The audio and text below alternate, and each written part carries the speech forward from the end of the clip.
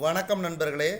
இப்போ நாம் மைதாவில் இனிப்பு பிஸ்கட் செய்வது எப்படிங்கிறத பார்க்க போகிறோம். அதுக்கு தேவையான அளவு மைதா, கொஞ்சம் தண்ணி, அப்புறம் எண்ணெய்.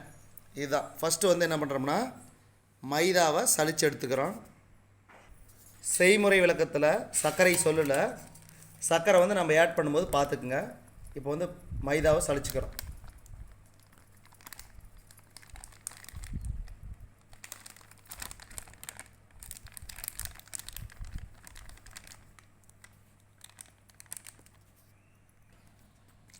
தண்ணி ஊற்றிக்கிறோம். ஊற்றி கெட்டியாக நம்ம பிசைஞ்சு எடுத்துக்கிறோம். நீங்களும் பாருங்கள் நண்பர்களே, ஃபாலோ பண்ணுங்கள். நீங்களே செஞ்சு பார்த்துட்டு கமெண்ட் பண்ணுங்கள். நீங்கள் எந்த அளவுக்கு கமெண்ட் பண்ணுறீங்களோ அப்போ தான் நம்ம சேனல் மிகவும் பிரபலமடையும். நம்ம சேனல் அடுத்த கட்டத்துக்கு போகும். அதனால் முடிஞ்ச அளவுக்கு உதவி செய்யுங்க. உங்களை நம்பி தான் நான் சேனல் ஆரம்பிச்சிருக்கிறேன். மறக்காமல் சப்ஸ்கிரைப் பண்ணிவிட்டு காணொலிகளை பாருங்கள். கொஞ்சம் எண்ணெய் ஊற்றிக்கிறோம். தண்ணி ஊற்றுனதுக்கப்புறம் எண்ணெய் ஊற்றிக்கிறோம்.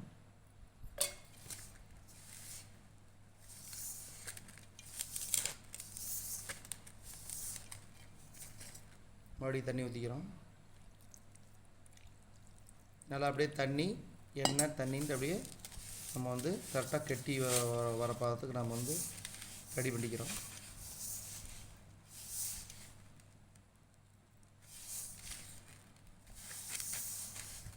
அது முக்கியமாக பிஸ்கட் இனிப்பு பிஸ்கட் செஞ்சு கொடுத்தீங்கன்னா குழந்தைங்களுக்கு ரொம்ப பிடிக்கும்.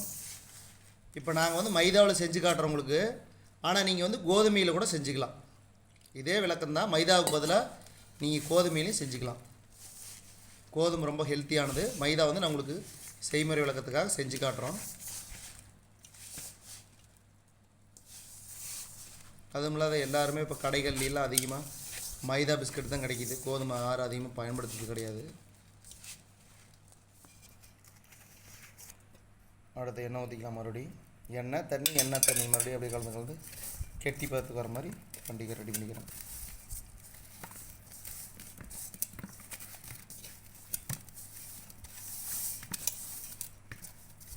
ஒரு மாவு வரக்கூடாது. பாத்திரத்தில் எல்லாம் கம்ப்ளீட்டாக ரெடி பண்ணிக்கிறோம். பாருங்கள், ஃபஸ்ட்டு கொட்டும்போது எப்படி இருந்துச்சு, இப்போ எப்படி இருக்குன்னு பாருங்கள். சூப்பராக வந்துடுச்சு.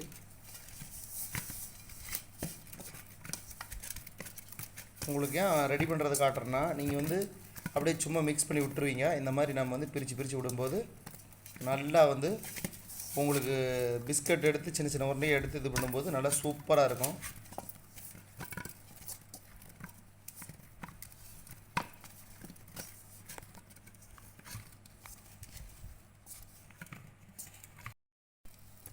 நல்லா பிசைஞ்சு வச்சதுக்கப்புறம் அதுக்கப்புறம் 10 நிமிஷம் வைக்கிற அப்படியே நல்லா ஊறிக்கிட்டுன்னு. 10 நிமிஷம் இல்லை, கிட்டத்தட்ட ஒரு 20 நிமிஷம் ஊற வச்சுக்கலாம். ஏன்னா நல்லா புசு புசுன்னு வரும் சூப்பராக. அதுக்கப்புறம் உருண்டை பிடிச்சிக்கலாம். ரெடி ஆயிடுச்சு. இப்போ 20 நிமிஷம் அப்படியே வச்சுக்கிறோம், மூடி வச்சிடுறோம். பிறகு பார்ப்போம். ஊறிடுச்சு. 20 நிமிஷம் ஊற வச்சாச்சு. இப்போ நம்ம எடுத்து உருண்டை பிடிச்சி சப்பாத்தி மாதிரி பிடிச்சி ஒரு மூடி வச்சு சின்ன சின்ன பீஸை எடுத்துக்கிறோம். ஃபஸ்ட்டு உருண்டை பிடிச்சிக்கிறோம்.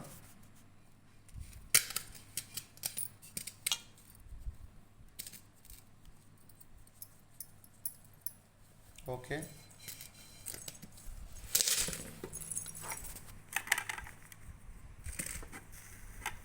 சப்பாத்தி மாதிரி பண்ணிக்கிறோம். இது சிம்பிள் மெத்தடு. உங்கள்கிட்ட சப்பாத்தி கட்டை இருந்தாவே போதும், அதாவது பூரி கட்டை இருந்துச்சுன்னா போதும்.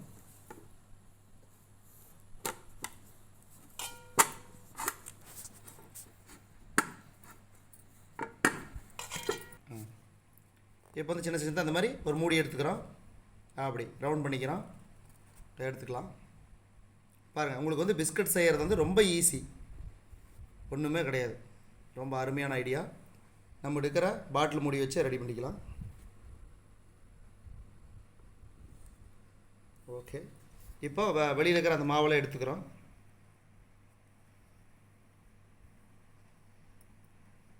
அந்த மாவை எடுத்து மறுபடியும் பயன்படுத்திக்கலாம். இப்போ இந்த ரவுண்டான ஷேப் இருக்கிறத எடுத்து போட்டுக்கலாம்.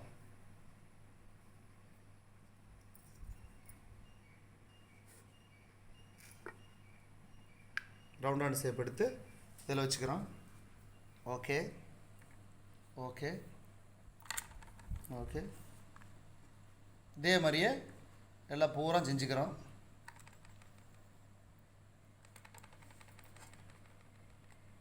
ஓகே, இந்த மாதிரி சின்ன சின்ன பீஸாக இதே மாதிரி செஞ்சு ஃபுல்லாக எடுத்துக்கிறோம்.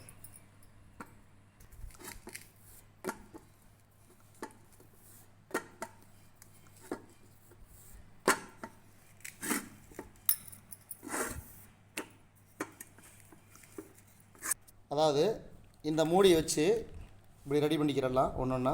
ஸோ இந்த மாதிரி ரெடி பண்ணதுக்கப்புறம் அவுட்டரில் இருக்கிற அந்த மாவெல்லாம் எடுத்துக்கிறோம், வெளியில் எடுத்துக்கிறோம்.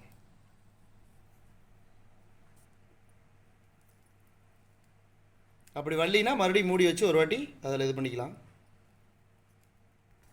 பாருங்கள், ஒரு சப்பாத்தி மாதிரி உருட்டுனா கிட்டத்தட்ட 10 பிஸ்கட் கிடைக்குது. எடுத்து வச்சுக்கலாம்.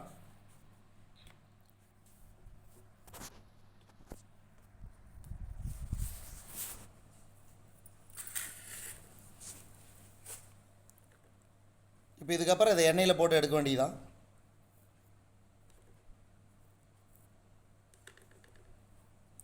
ரொம்ப ஈஸி, சுலபமாக நீங்கள் வந்து ஈவினிங் ஸ்நாக்ஸ் மாதிரி உங்கள் குழந்தைங்களுக்கு செஞ்சு கொடுக்கலாம். அதே மாதிரி இப்போ ஸ்கூல் போயிட்டுருக்குன்னா பசங்களுக்கு ஸ்நாக்ஸ் மாதிரி செஞ்சு கொடுக்கலாம்.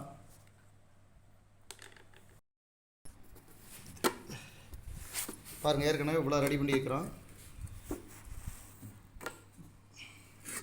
நீங்கள் ஜஸ்ட்டு ஒரு 1/2 கிலோ மைதா மாவு இருந்துச்சுனாவே பிஸ்கட் எக்கச்சக்கமாக வந்துடும். அடுத்து ஒட்டிட்டுக்கிறோம். அடுத்தது அப்படி நீட்டாக எடுத்துக்கிறோம். ஓரத்தில் இல்லாமல் சென்டரில் எடுத்துக்கணும். சென்டரில் எடுத்தால் தான் நல்லா அருமையாக இருக்கும். பார்த்துக்குங்க, இப்படி தான் ஈஸியாக செய்யலாம். நீங்கள் மைதா இருந்தாலும் சரி, கோதுமை இருந்தாலும் சரி, நீங்கள் செய்யுங்க, சூப்பராக இருக்கும் உங்களுக்கு. இப்போ எடுத்துக்கலாம், பிரித்து எடுத்துக்கலாம். பாருங்கள், இப்படி அதாவது வள்ளினா கூட சைடில் ஒரு இழுப்பு இழுத்திங்கன்னா இது மைதா மாவு தான், ஈஸியாக வந்துடும். அதனால் ரொம்ப ரொம்ப ஈஸி பிஸ்கட் செய்வது.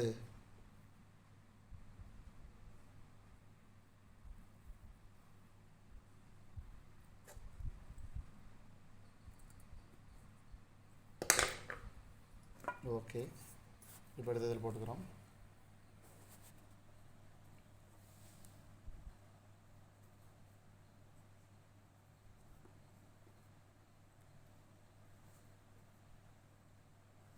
இப்போ இதே மாதிரி இந்த இன்னும் கொஞ்சம் இவ்வளோ இருக்குது, இதையும் நம்ம செஞ்சுக்கலாம்.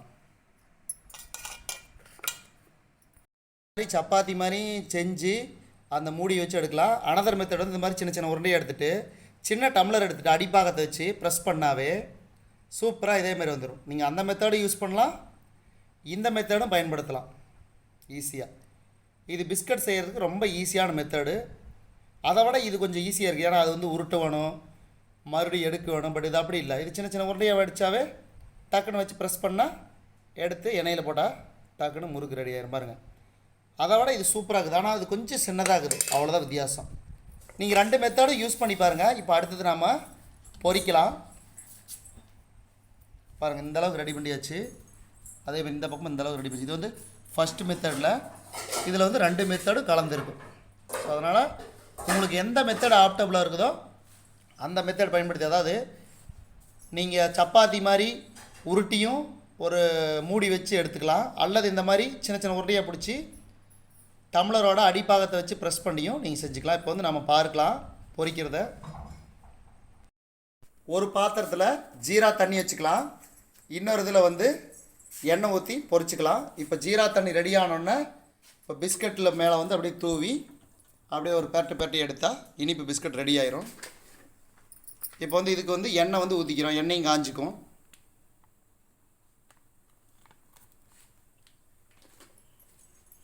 எண்ணெய் வந்து மிஸ்டர் கோல்டு கடலை எண்ணெய் தான் யூஸ் பண்ணுறோம். அடுத்து இங்கே வந்து ஜீரா தண்ணிக்கு தண்ணி ஊற்றி வச்சுக்கிறோம், அதில் சர்க்கரை போட்டுக்கிறோம். சர்க்கரை வந்து உங்களுக்கு எந்த அளவுக்கு வேணுமோ அந்த அளவுக்கு போட்டுக்குங்க. ரொம்ப இனிப்பாக வேணும்னா கொஞ்சம் சர்க்கரை சேர்த்தி போட்டுக்குங்க, கொஞ்சம் கணக்காக வேணுமோ அதுக்கு தகுந்த சர்க்கரை போட்டுக்குங்க. இது வந்து ஜஸ்ட்டு அந்த இனிப்பு டேஸ்ட்டு அந்த பிஸ்கட்டில் வரதுக்கோசம். ஏன்னா குழந்தைங்க வந்து நார்மல் பிஸ்கட்டை விட இனிப்பு கொஞ்சம் கலந்தால் நல்லா சாப்பிடும். அதனால் இந்த பக்கம் ஜீரா தண்ணி ரெடி ஆகட்டும், இந்த பக்கம் எண்ணெய் காயிட்டும், நம்ம பொரிச்சு எடுத்துக்கலாம். பிஸ்கட்.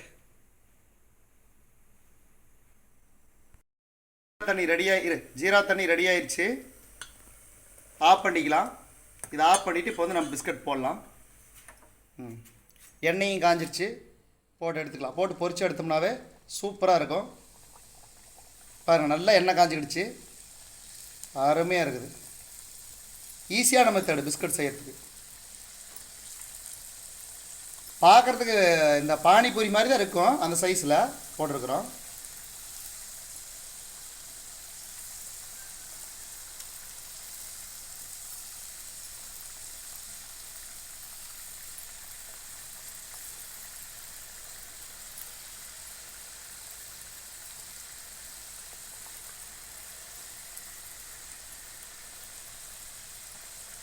பாருங்கள், நல்லா பொன்னிறமாக வந்தோடனே ஒரு திருப்பி விட்டுக்கிறோம். ஒரு பக்கம் வந்துச்சுன்னா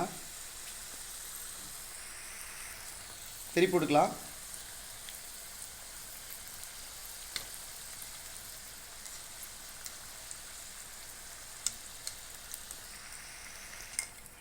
அவ்வளோதான், இப்போ எடுத்துக்கலாம்.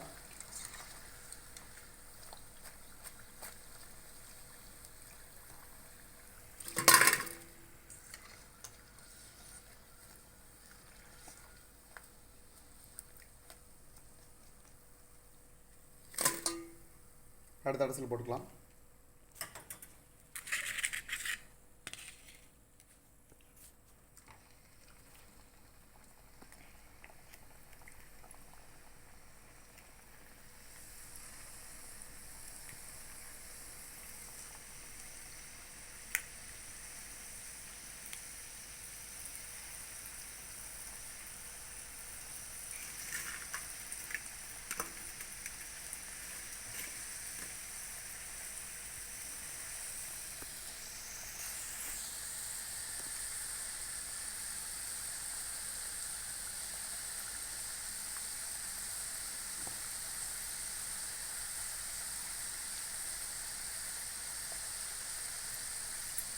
பாருங்கள், பொன்னிறமாகிடுச்சு. திருப்பிக்கலாம்.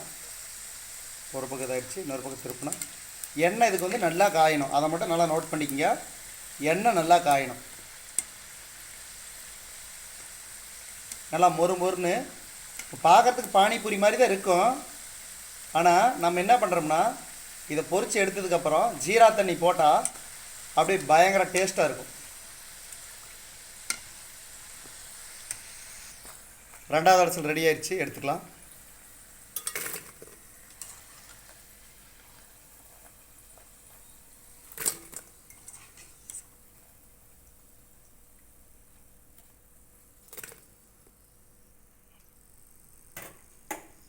இதே மாதிரி மற்றதையும் இதையும் செஞ்சு எடுத்துக்கலாம்.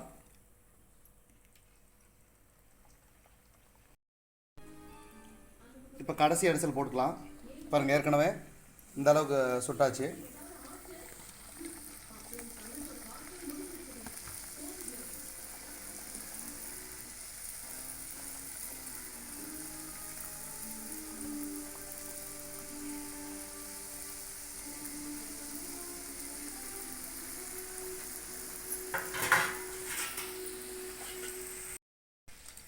ரெடி ஆயிடுச்சு கடைசி அரிசல்.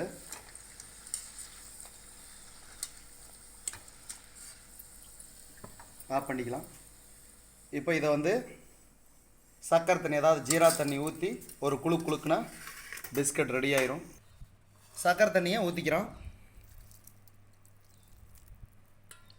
ஊற்றி மிக்ஸ் பண்ணிக்கிறோம்.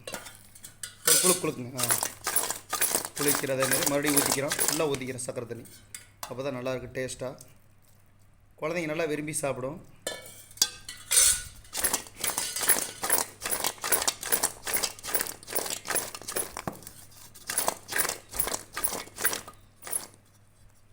ஓகே, இப்போ பாருங்கள், ரெடி ஆயிடுச்சு. சுவையான, அதாவது மைதா பிஸ்கட். இது வந்து என்ன சொல்கிறது, மைதா மாவை ரெடி பண்ணி சின்ன சின்ன பிஸ்கட்டாக போட்டு அதுக்கப்புறம் வந்து சக்கரை தண்ணி மிக்ஸ் பண்ணிக்கிறேன். பார்க்குறதுக்கு உங்களுக்கு வந்து பானிபூரி மாதிரியே இருக்கும்.